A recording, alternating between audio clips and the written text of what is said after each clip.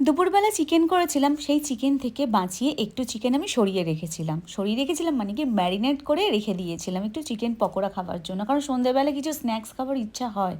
তো সেই জন্য ভাবলাম যে আজকে যেহেতু সানডে আছে তো একটু চিকেন পকোড়া করব। আর এই চিকেনটা সকালেই ম্যারিনেট করে রেখে দিয়েছিলাম। এর মধ্যে প্রথমে দিয়েছিলাম ভিনিগার, তারপরে হচ্ছে ওই গোলমরিচের গুঁড়ো আছে, রসুনের পেস্ট আছে, আর রয়েছে হলুদ গুঁড়ো, জিরে গুঁড়ো, ধনে গুঁড়ো, কাঁচা লঙ্কার একটু পেস্ট রয়েছে। এই সব দিয়ে ম্যারিনেট করে রেখে দিয়েছিলাম। হ্যাঁ, ভিনিগার দিয়েছিলাম, এটা বলেছি কি, যাই হোক বলেছিলাম মনে হয়।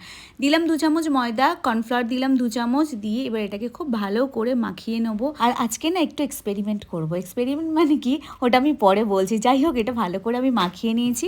এবার এর মধ্যে একটা ডিম দিয়ে দেবো। ডিমটা দিয়ে খুব ভালো করে মাখিয়ে নেবো। এবার বলি এক্সপেরিমেন্টটা কী।